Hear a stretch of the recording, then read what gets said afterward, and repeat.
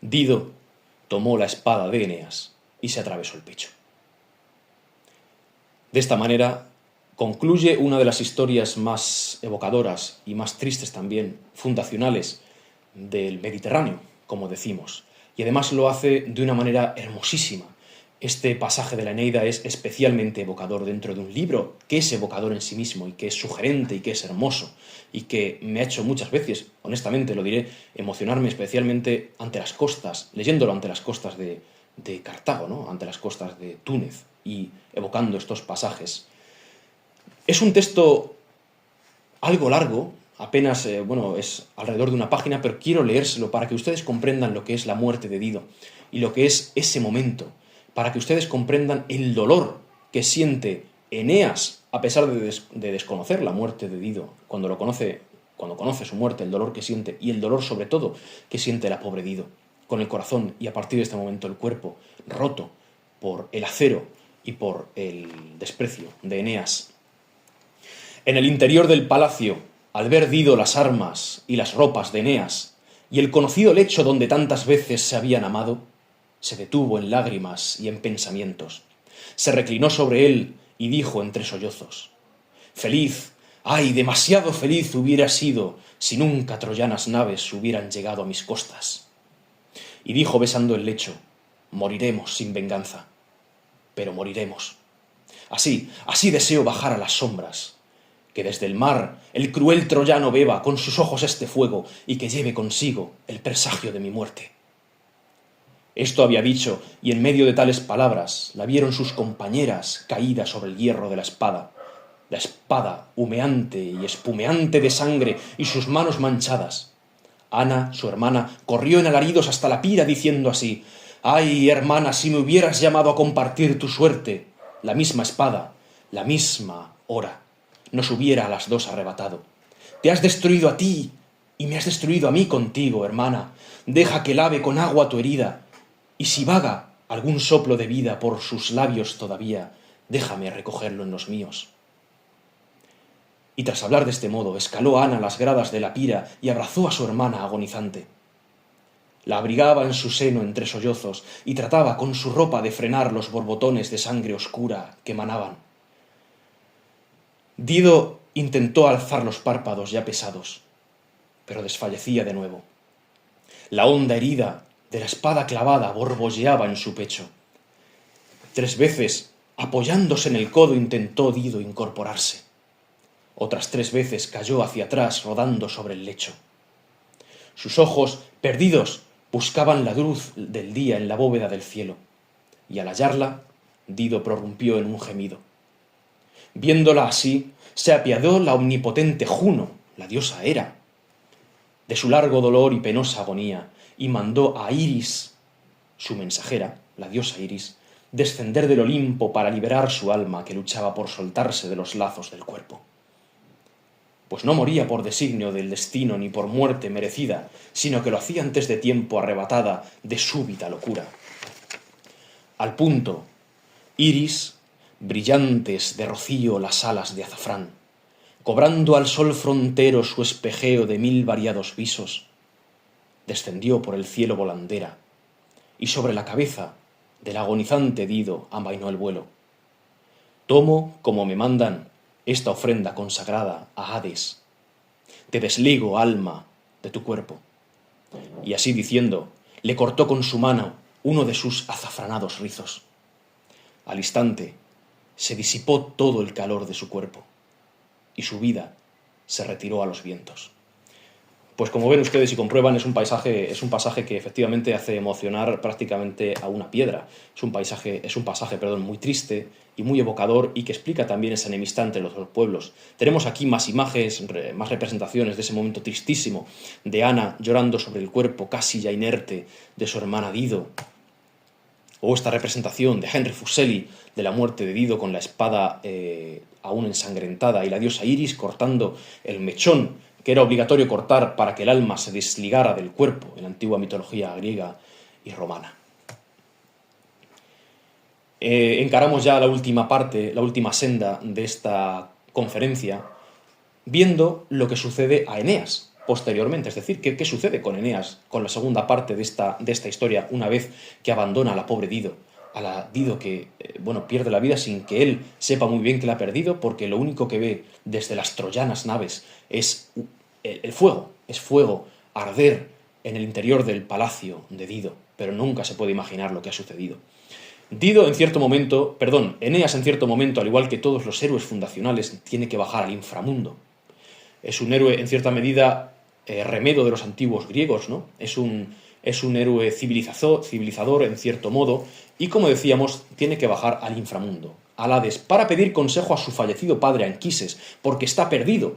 Los dioses le han dicho que no se quede en Cartago, después de abandonar a su amada Dido y a su ya casi amada también Cartago, después de volver a hacerse a la mar y de volver a esa incierta e inconcreta Hesperia. No sabe a dónde tiene que ir, está absolutamente perdido, y el único guía que puede decirle a dónde ir es su padre, es la sabiduría ancestral de Anquises, y la única manera de hablar con Anquises es volver o acudir, mejor dicho, al reino de los muertos. Para ello el barquero Caronte tiene que atravesar el río Aqueronte en aquella barca, con un procedimiento que no vamos a mencionar ahora. Tiene que conseguir una rama dorada, Eneas, para que le permita pasar a pesar de estar vivo. El caso es que llega, en primer lugar, Eneas a un lugar muy extraño del inframundo, que podemos contemplar aquí: los campos del llanto. Los campos del llanto. Como han visto ustedes, el inframundo griego y mediterráneo en general es muy triste. Es muy triste. La retribución de las almas es muy poca, y la suerte que tienen simplemente es la de vagar por campos tenebrosos y la de vagar por esos asfódelos o por el campo de los llantos. ¿Quién está en el campo de los llantos? Aquellos que mueren por amor. Aquellos que mueren por un amor no correspondido o por un suicidio amoroso. Es un mundo que no está lleno de asfódelos, sino que está poblado por matas de mirto, de arrayán, densas, con senderos oscuros llenos de musgo, con una tiniebla casi permanente en la que uno casi no puede ver las propias palmas de sus manos, y en el cual, en esos campos, se interna Eneas para buscar a su padre Anquises en medio de aquel mundo extraño del inframundo, ¿no? Y ve las almas y ve las sombras de los vivos escondiéndose entre los campos del mirto, y lo que él no espera y lo que él no se imaginaba bajo ningún concepto es que allí, entre los campos del llanto, entre los campos de arrayanes, entre los campos de mirto, contempla a la efigie casi vaporosa a la sombra de su amada Dido, la cual él no sabía que había muerto. La contempla en medio de aquel mundo extraño, lleno de sombras y de tinieblas, y dice algo muy, muy hermoso Virgilio, y es que la vio como si fuera la luna nueva a principio del mes. Creyó verla, no sabía si la veía o creía verla, pero en todo caso no estaba seguro, porque no sabía que había muerto, así que se aproximó a ella y le habló con estas palabras, un texto también que me gustaría leerles porque es especialmente evocador, y quiero también hacerlo en las palabras que pensó hace casi 2000 años Virgilio. Entre todas las almas vio Eneas a la de la fenicia Dido. Fresca aún su herida erraba por la gran selva. El gran héroe troyano se detuvo y al instante la reconoció entre las sombras, oscura, como quien al comenzar un mes ve, o cree haber visto, la luna nueva elevarse entre las nubes. Y los ojos se le arrasaron en lágrimas, y le habló con tierno amor: «Pobre de ti, Dido, con que era verdad la noticia que me llegó de que habías muerto buscando tu fin con la espada. ¡Ay! He sido yo la causa de esta muerte. Por las estrellas juro, por los dioses de arriba y por lo que haya de verdad en lo más profundo de la tierra, que contra mi voluntad, reina, partí de tus costas. Fue la voluntad de los dioses la que me impulsó con su autoridad, la misma que ahora me obliga a andar por estas sombras, por estos lugares erizados de moho y musgo, y por esta noche profunda. Detente, Dido, detén tus pasos, no me retires la vista. ¿De qué huyes? Esta es la última vez que el destino me permite hablarte». Con tales palabras trataba Eneas de calmar su ánimo ardiente y su torva mirada, y lloraba. Ella, vuelto el rostro, mantenía los ojos clavados en el suelo, sin que su semblante se alterase por lo que él decía, más que si fuera de duro diamante o de roca de Marpesia. Al fin se retiró Dido, precipitadamente a los mirtos, y enemiga todavía de Eneas, se refugió en el umbroso bosque. Allí la esperaba Siqueo, su primer esposo, que correspondía y aún igualaba su amor.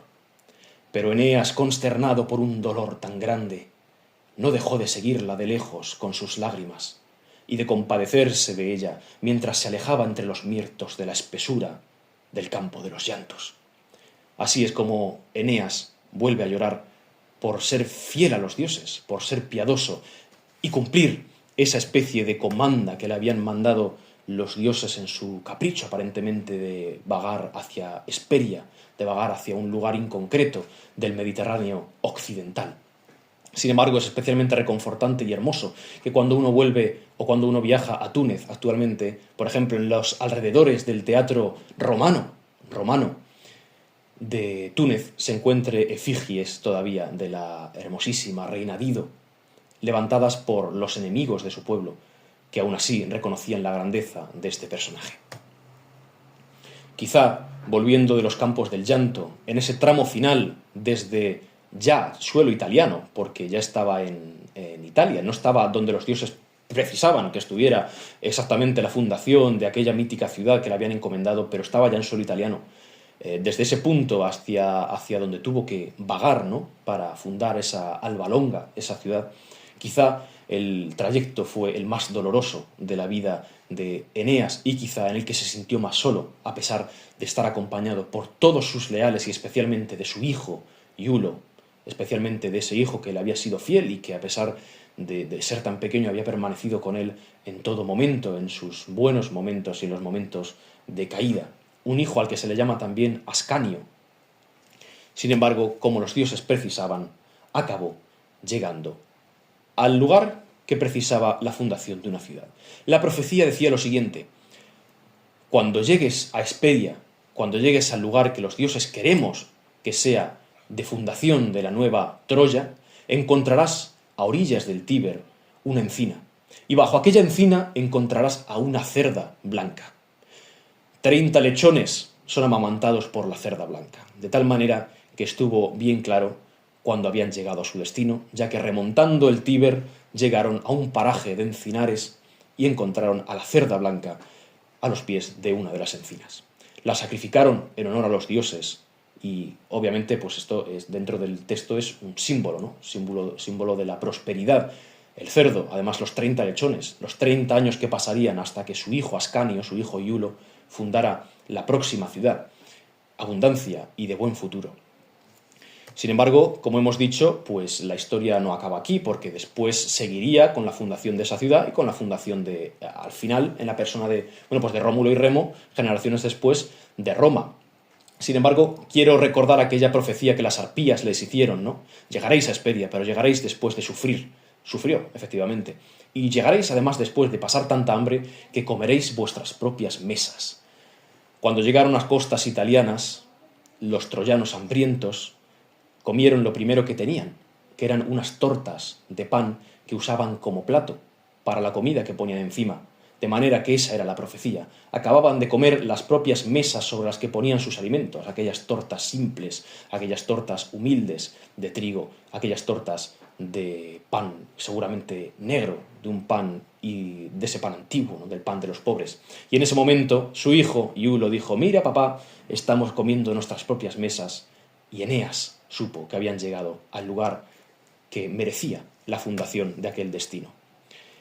Acabaré la conferencia simplemente diciendo que el final parece hermoso, parece feliz, pero sin embargo fue triste y en términos históricos.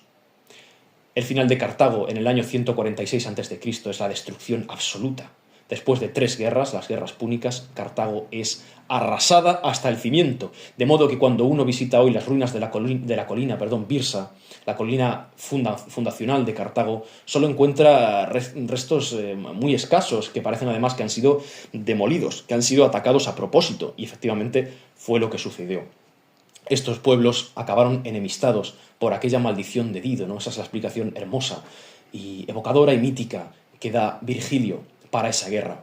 Una guerra que el propio poeta Horacio poniendo una serie de palabras en la boca de Aníbal Barca, el conductor de la segunda de esas guerras púnicas, y que se convirtió efectivamente en la imagen de un demonio, ¿no?, que iba a asolar la ciudad de Roma, dijo precisamente ese poeta, Horacio, pone estas palabras en la boca de Aníbal, reconociendo la grandeza del pueblo romano. Quergui luporum praeda rapacium septamur ultro, quos optimus fallere et fugere est triumphus. Gens, quae cremato fortis abilio iactata tuxquis aequoribus sacra natosque, maturosque patres pertulita Ausonias adurbis. Duris ut ilex, tum savipennibus nigra efferaci frondis in algido. Per damna, per caedis, ab ipso ducit opes animunque ferro, que en castellano dice: débiles ciervos fuimos de los rapaces lobos presa. Nos atrevimos a ir tras ellos cuando con solo engañarlos, con solo haber huido de ellos, el triunfo nuestro hubiera sido. Pueblo recio, que desde Troya en llamas por el etrusco mar llevó sus señas sagradas, a sus hijos, a sus niños y a sus ancianos, hasta las costas de Italia, recibiendo de cada desgarrón, de cada golpe, nuevos bríos, recibiendo del mismo hierro savia nueva, igual que la encina destrozada por el hacha. Un poema que reconoce la resiliencia y la resistencia y la dureza del pueblo romano, recogido en el libro Odas, de, como decíamos, Horacio. Un pueblo, como decimos, Cartago, que acabó siendo destruido de la manera más salvaje posible, siempre salvaje, ¿no?, la destrucción de una ciudad, en la que tenemos testimonios de primera mano, testimonios no míticos ya, sino históricos, de personas que la presenciaron, que la vieron, como el propio Apiano, un historiador romano, un escritor romano, que vio la propia destrucción de Cartago y que la escribió en unos términos que a continuación les leeré, simplemente evocando ya esa destrucción de esa magna urbe, de aquella Kart Hadasht, de aquel mundo hermosísimo que se había atrevido a fundar la hermosa Dido. Relata, como decíamos, Apiano así la destrucción de ese mundo por parte de los romanos. El fuego devoraba y se llevaba todo a su paso. Y los soldados romanos no derrumbaban los edificios poco a poco, sino que los echaban abajo todos juntos. Por ello, el ruido era mucho mayor, y junto con las piedras caían también en medio los cadáveres amontonados. Otros estaban todavía vivos, en especial los ancianos, los niños y las mujeres, que se habían ocultado en los rincones más profundos de las casas, algunos heridos y otros más o menos quemados, dejando escapar horribles alaridos. Otros, arrastrados desde una altura tan grande con las piedras, maderas y fuego, sufrieron al caer toda suerte de horrores, llenos de fracturas y despedazados. Y ni siquiera esto supuso el final de sus desgracias. En efecto, los encargados de la limpieza de las calles, al remover los escombros con hachas, machetes y picas, a fin de dejarlas transitables para las fuerzas romanas de ataque, golpeaban unos con las hachas y machetes y otros con la punta de las picas a los muertos y a los que aún estaban vivos en los huecos del suelo, apartándolos como a la madera y a las piedras, dándoles vuelta con el hierro, de tal manera que los hombres servían de relleno de los fosos. Nada nuevo bajo el sol, el horror de una guerra, sea en el siglo I a.C. o en el siglo XXI, el sufrimiento humano, el sufrimiento de la caída de ese mundo que fundó Dido, ese mundo que contempló el amor de Dido y de Eneas, ese mundo que no estaba destinado a la misión de Eneas, sino a que continuara para fundar una nueva Troya, un nuevo imperio, el imperio más poderoso quizá de la historia del Mediterráneo. De este modo concluyo la conferencia. He acabado. Si alguien tiene alguna pregunta, alguna sugerencia, algún comentario, pues yo estaré encantado de responderla y espero que les haya gustado y que les haya aportado algo. Muchas gracias.